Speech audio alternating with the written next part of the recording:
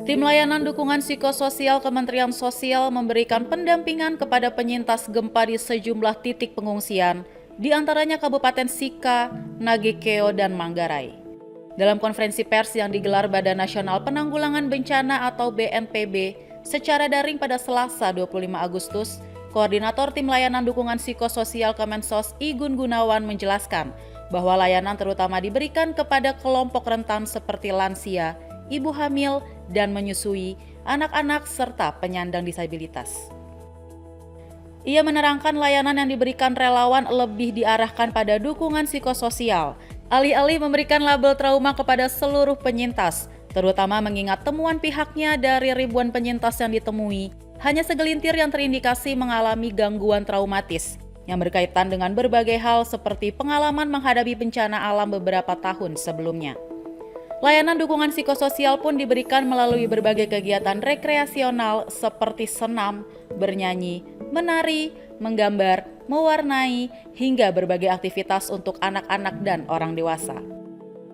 Sehingga kegiatan rekreasional itu fungsinya adalah untuk mengembalikan fungsi keberfungsian sosial, supaya tidak hanya duduk-duduk saja, supaya tidak hanya bengong yang malah menambah beban pikiran, menambah stres, dan sebagainya, sehingga anak-anak itu diberikan kegiatan rekreasional. Selain kegiatan rekreasional, penyintas juga mendapatkan aktivitas keagamaan, olahraga, serta kegiatan bersama lainnya yang diharapkan membantu penyintas kembali menjalankan aktivitas sehari-hari secara bertahap, sekaligus mempercepat pemulihan kondisi sosial dan mental. Sementara penyintas yang membutuhkan penanganan khusus akan dirujuk kepada psikolog, psikiater, atau tenaga profesional lainnya.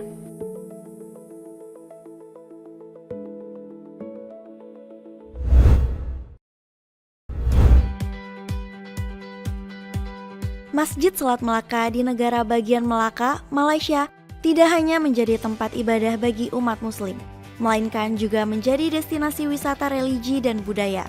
Masjid yang diresmikan pada tahun 2006 ini dibangun di atas pulau reklamasi dengan luas sekitar 1,8 hektar. Letaknya yang unik di tepi Selat Melaka menjadikan bangunan masjid tampak seperti terapung di atas laut ketika air pasang.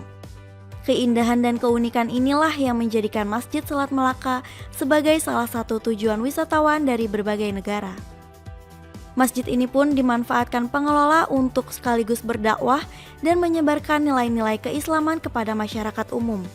Tak hanya terbuka bagi umat muslim yang hendak beribadah, Masjid Selat Melaka juga mempersilahkan wisatawan non-muslim untuk berkunjung.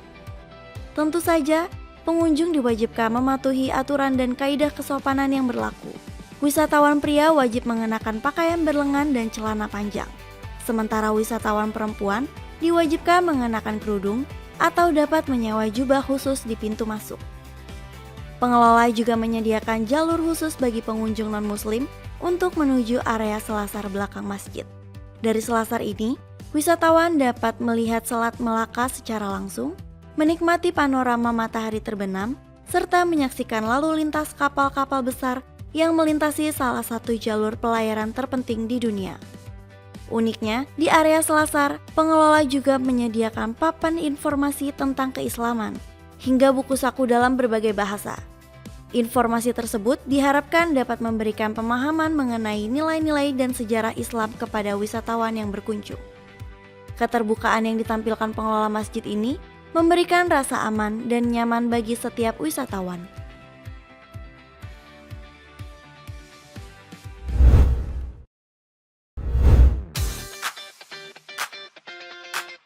Persib Bandung resmi memperkenalkan jersey terbaru dan skuad untuk mengarungi musim kompetisi 2026-2027. Peluncuran digelar di Bandung Arena, Kota Bandung, Selasa 25 Agustus dan dikemas dengan melibatkan berbagai elemen masyarakat serta komunitas. Konsep peluncuran tahun ini menempatkan jersey Persib Live Inside Us atau Persib yang menjadi bagian dari gaya hidup masyarakat. Deputi CEO PT Persib Bandung Bermartabat Aditya Putra Herawan menyebut, konsep tersebut menjadi pesan utama dalam peluncuran jersey musim ini. Jadi jersey itu tidak hanya digunakan ketika main pertandingan aja. Jersey itu bisa dipakai oleh siapapun, dan poin kedua bisa digunakan kemanapun. Kayak tadi ada yang pakai skateboard, dia bisa pakai jersey, ada yang acara keluarga dia bisa pakai jersey, yang berhijab juga dia pakai jersey. Jadi jersey ini bukan cuma alat yang bisa dipakai untuk pertandingan, tapi jersey kita itu bisa digunakan dalam kegiatan sehari-hari dimanapun dan kapanpun. Antusiasme bobotoh terhadap jersey baru juga terlihat dari jumlah pemesanan. Aditya menyebut lebih dari 2.000 pesanan telah masuk meski jersey belum resmi diperkenalkan. Dalam peluncuran ini, Persib juga memperkenalkan 32 pemain yang akan memperkuat skuad musim 2026-2027. Manajemen berharap seluruh pemain dapat memberikan performa terbaik dan berjuang sepenuh hati untuk Persib.